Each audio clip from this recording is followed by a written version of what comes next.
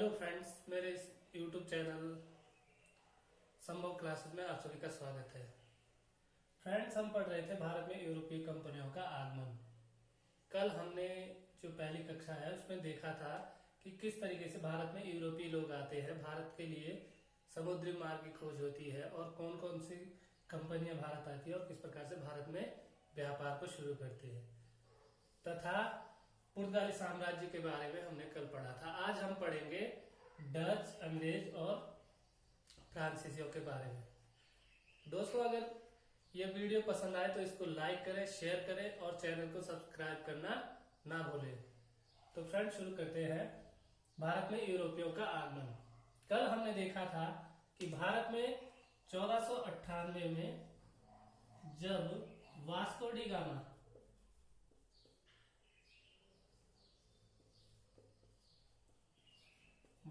Gamma के द्वारा जब भारत के लिए समुद्री मार्ग की खोज होती है तो किस प्रकार से यूरोपीय जो कंपनियां हैं वो भारत आती है।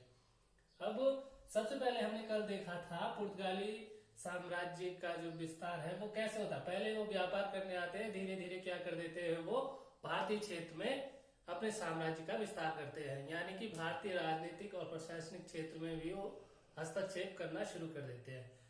इस साम्राज्य विस्तार में तीन जो किरदार है वो महत्वपूर्ण है, जैसे कि नंबर 1 है फ्रांसिस डी अल्मेडा और दूसरा है अल्बुकर्क, तीसरा है आपका नीनो डी गुना। तो ये जो तीन शख्सियतें थी, इन्होंने भारत में पुर्तगाली साम्राज्य के विस्तार में महत्वपूर्ण भूमिका निभाई। जब 1505 में पहली फैक्ट्री कोचीन में स्थापित होती है तो ये क्या होते हैं, पहले वायसराय के रूप में भारत आते हैं 1505 से 9 तक। 1505 में क्या होते हैं, फ्रांसिस डी अल्मीडा पहले वायसराय के रूप में भारत आते हैं। ठीक है, इन्होंने एक नीति चलाई, ब्लू वाटर पॉलिसी। इन्होंने क्या नीति चलाई, ब्लू वाटर पॉलिसी। इसके अंतर्गत, इस नीति के अंतर्गत इन्होंने क्या करा, पूरे हिंद महासागर में अपने प्रभुत्व को बढ़ाने के लिए वहां पर सैन्य शक्ति का विकास किया। इनका मानना था कि यदि हमें भारत में एक क्षेत्र व्यापार करना है तो इस क्षेत्र को आवश्यक रूप से अपने कब्जे में लेना होगा, इसलिए इन्होंने ब्लू वाटर पॉलिसी चलाई पूरे हिंद महासागर क्षेत्र में। दूसरा जो नाम था वो था अल्बुकर्क। ये 1509 में भारत आते हैं और 1515 तक भारत रहते हैं। इन्हें क्या कहा जाता है, भारत में पुर्तगाली साम्राज्य के वास्तविक संस्थापक भी इन्हें कहा जाता है। ठीक है, इन्होंने क्या करा, 1510 में गोवा को बीजापुर के जो शासक थे यूसुफ आदिल शाह, उनसे जीतकर पुर्तगाली साम्राज्य में मिला लिया।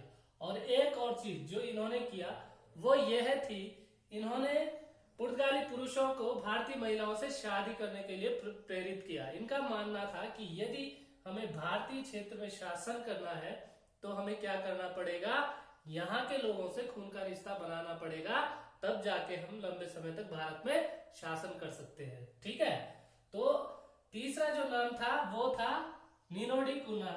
ये 1528 में भारत आते हैं और 38 तक भारत में रहते हैं। इन्होंने एक महत्वपूर्ण काम यह किया कि 1530 में जो राजधानी है वो कोचीन से गोवा स्थानांतरित कर दी।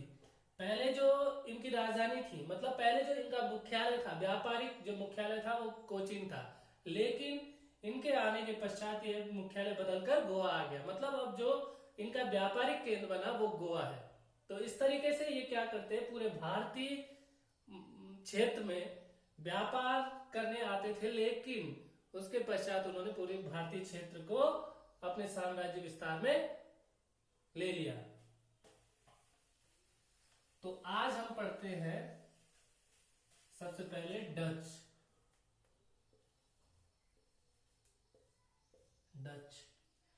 डचों के अगर आने का क्रम की बात करें तो वो पहले अंग्रेजों से पहले आते हैं, लेकिन कंपनी स्थापना की अगर बात की जाए तो डच ईस्ट इंडिया कंपनी जो है वो ब्रिटिश ईस्ट इंडिया कंपनी से बाद में स्थापित होती है।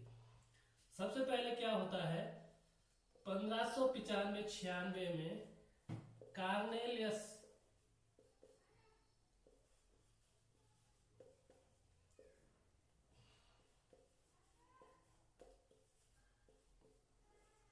कार्नेलियस हाउटमैन के नेतृत्व में पहला डच अभियान भारत तथा भारतीय उपमहाद्वीप के लिए आता है, ठीक है।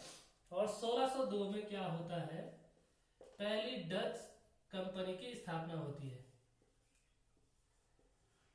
कब? 1602 में डच ईस्ट इंडिया कंपनी की स्थापना होती है। 1605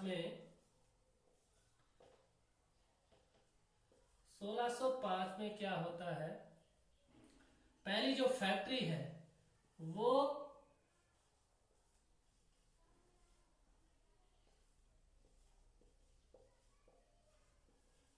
पहली डच फैक्ट्री ये मसूलीपट्टनम में स्थापित करते हैं, ठीक है। तो इस तरीके से क्या होता है, डच जो है वो भारत में व्यापार करने लगते हैं। इन्होंने क्या करा, मसालों के स्थान पर भारतीय कपड़ों को ज्यादा महत्व दिया। भारत में भारतीय कपड़ों को निर्यात की वस्तु बनाने का जो श्रेय है वो किसको जाता है, वो डच लोगों को जाता है, ठीक है। इनकी जो व्यापारिक व्यवस्था है वो सहकारिता पर आधारित थी। सहकारिता पर आधारित थी, या इसे कार्टेल व्यवस्था भी कहा जाता था।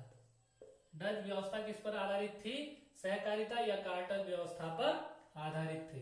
तो इस प्रकार से क्या होता है, डचों का जो व्यापार है वो भारत में होता है। ज्यादा लंबे समय तक वो भारत में व्यापार नहीं करते हैं, बल्कि 1759 में वेदरा के युद्ध में वो पूर्णतः पराजित हो जाते हैं, ठीक है। अंग्रेजों से पराजित हो जाते हैं और डच ईस्ट इंडिया कंपनी का जो भारत से व्यापार है वो लगभग समाप्त हो जाता है। अब हम देखते हैं अंग्रेजों के बारे में।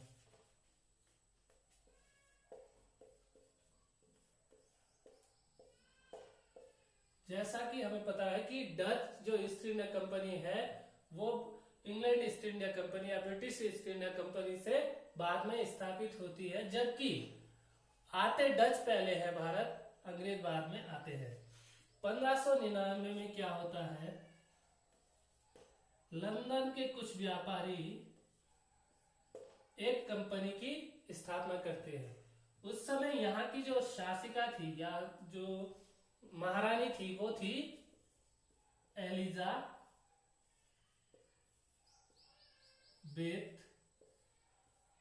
प्रथम,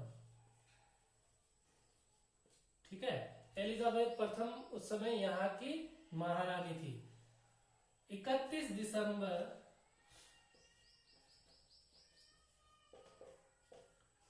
सन 1600 को क्या होता है, ये जो महारानी थी ये एक आज्ञा पत्र के माध्यम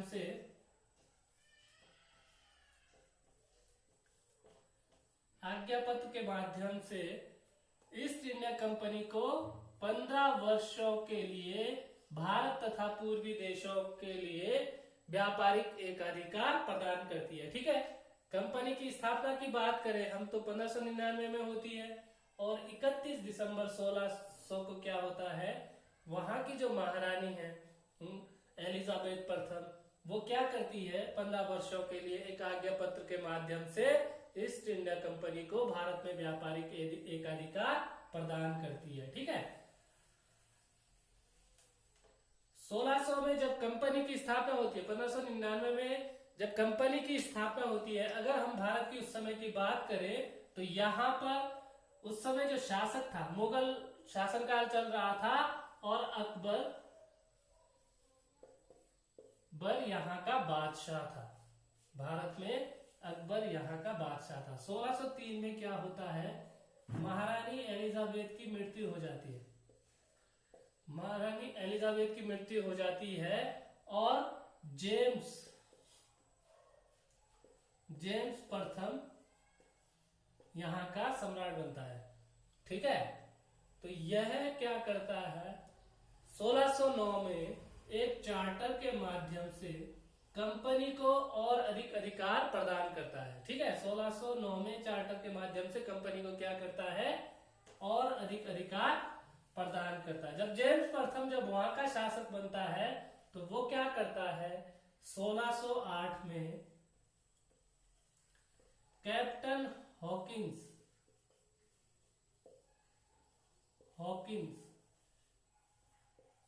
कैप्टन हॉकिंस को अपने दूत के रूप में अकबर के दरबार में भेजता है। ठीक है, एक पत्र अकबर के नाम भेजता है 1608 में। तो कैप्टन हॉकिंस 1608 में हेक्टर नामक जहाज से भारत के सूरत बंदरगाह पर उतरता है। ठीक है, ये जो कैप्टन थे ये फारसी भाषा के काफी ज्ञाता थे। ठीक है, तो वो क्या करते हैं, 1608 में जेम्स प्रथम का पत्र लेके अकबर के नाम भारत आते हैं। ठीक है, लेकिन 1605 में क्या हो जाता है, अकबर की मृत्यु हो जाती है और जहांगीर यहाँ का बादशाह बनता है। ठीक है, 1605 में। तो पत्र किसके नाम भेजा था, अकबर के नाम 1608 में, लेकिन यहाँ पर राजा कौन था, जहांगीर था। तो कैप्टन हॉकिंस क्या होता है, सूरत से आगे जाते हैं और जहांगीर के दरबार में जाते हैं। पत्र तो अकबर के नाम में भेजा था, लेकिन गए किसके दरबार में, जहांगीर के दरबार में गए। फारसी भाषा के ज्ञाता तो थे ये, तो कैप्टन हॉकिंस क्या करते हैं, जहांगीर से फारसी भाषा में बात करते हैं। ठीक है, जिससे खुश होकर ये इन्हें क्या कर देते हैं, 400 का मनसब प्रदान कर देते हैं। एक और चीज ये इन्हें देते हैं कि कैप्टन हॉकिंस 1608 में क्या करते हैं, सूरत में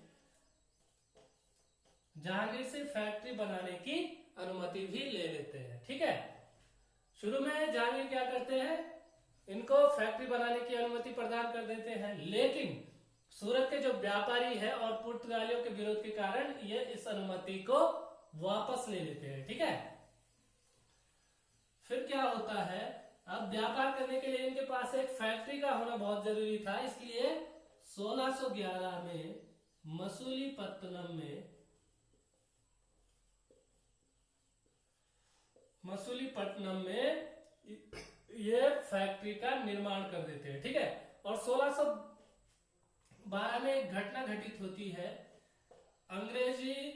अंग्रेजों और पुर्तगालियों के बीच में सूरत में एक युद्ध होता है, जिसमें कि रेड ड्रैगन नामक जहाज जो था उसने महत्वपूर्ण भूमिका निभाई।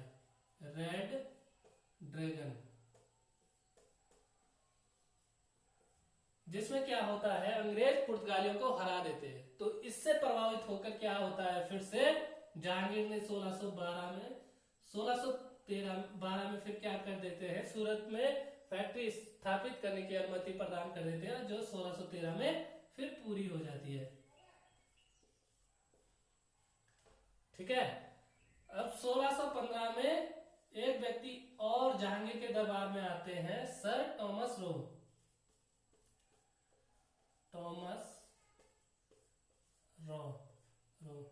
सर टॉमस रो जहांगीर के दरबार में आते हैं 1615 में, और कंपनी को ये जहांगीर से और अधिक सहूलियतें उनसे प्रदान करवाते हैं। ठीक है, तो इस तरीके से क्या होता है, ईस्ट इंडिया कंपनी की जो जड़ें हैं वो भारत में धीरे धीरे मजबूत होने लगती हैं। इस क्रम में 1632 में घटना घटित होती है। 1632 में गोलकुंडा के जो शासक थे वो एक सुनहरा फरमान जारी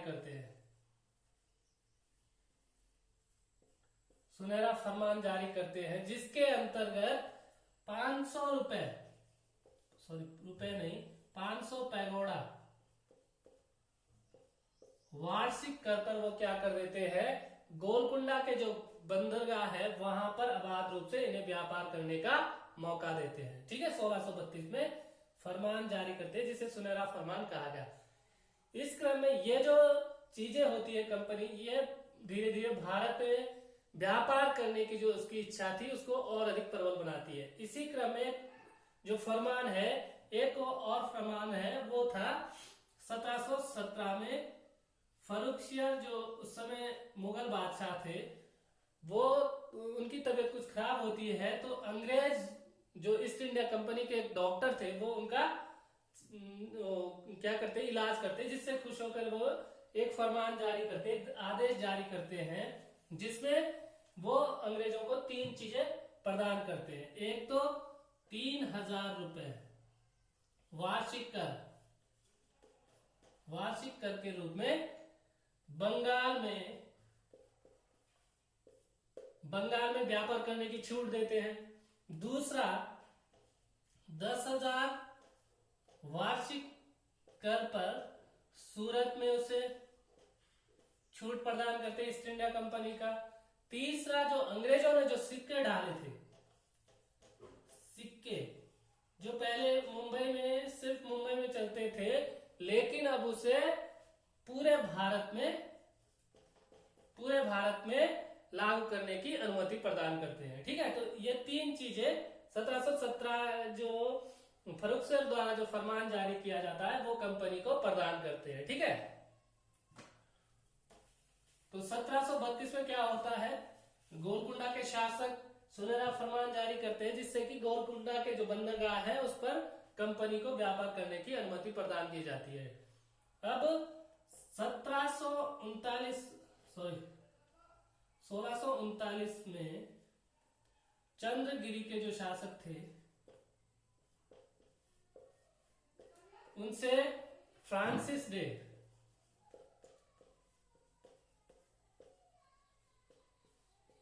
वो क्या कर लेते हैं, मद्रास को पट्टे पर ले लेते हैं, ठीक है। 1739 में चंद्रगिरी के जो शासक थे उनसे मद्रास को पट्टे पर लेते हैं और यहां पर एक किलेनुमा फैक्ट्री का निर्माण करते हैं जिसका नाम रखा गया फोर्ट सेंट जॉर्ज। इस किले का नाम क्या रखा गया, फोर्ट सेंट जॉर्ज नाम रखा गया, जो बाद में अंग्रेजों का मुख्यालय बनता है। ठीक है, तो धीरे धीरे अंग्रेज क्या होने लगे, भारत में मजबूत होने लगे और उस मजबूती को आगे बढ़ाने में 1661 की जो एक घटना है वो महत्वपूर्ण योगदान निभाती है। 1661 क्या होता है, ब्रिटेन के जो शासक थे, ब्रिटेन के जो राजा थे चार्ल्स द्वितीय, उनकी शादी किससे होती है, उनका विवाह होता है पुर्तगाली राजकुमारी कैथरीन से उनका विवाह होता है। ठीक है, तो पुर्तगाली क्या करते हैं, 1661 में जब इन दोनों का विवाह होता है तो मुंबई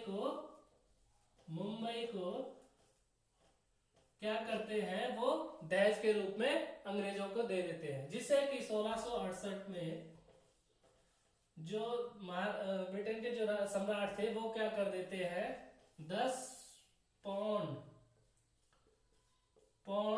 वार्षिक किराए पर वो क्या कर देते हैं, अंग्रेजों को इसे प्रदान कर देते हैं, मुंबई को प्रदान कर देते हैं। तो इस तरीके से क्या होता है, अंग्रेजों का भारत में विस्तार शुरू हो जाता है। ठीक है, अब हम देखते हैं फ्रांसीसियों के बारे में। फ्रांसीसी जो भारत आए थे वो आए थे 1664 में। ठीक है, और 1668 में उन्होंने अपनी पहली फैक्ट्री सूरत में स्थापित करी। तो फ्रांसीसी लोग भी भारत में अपने व्यापार को बढ़ाते हैं, लेकिन यहाँ पर जो सबसे बड़ी बाधा थी उनके लिए वो थी अंग्रेज, जिसके कारण अंग्रेजों और फ्रांसीसियों के बीच में टकराव होता है। यह टकराव किस नाम से जाना जाता है, बार बार इनका युद्ध होता है, तो ये जो युद्ध है वो कर्नाटक युद्ध के रूप में जाने जाते हैं। ठीक है, ये 3 युद्ध होते हैं। पहला जो युद्ध होता है वो 1746 से 48 तक, दूसरा होता है 1749 49 से 50 तक, 54 तक। और तीसरा होता है 1756 से 63 तक। ठीक है, ये 3 युद्ध किसके बीच में होते हैं? अंग्रेजों और फ्रांसीसियों के बीच में होते हैं। तो पहले युद्ध की जो समाप्ति होती है वो ऑक्सला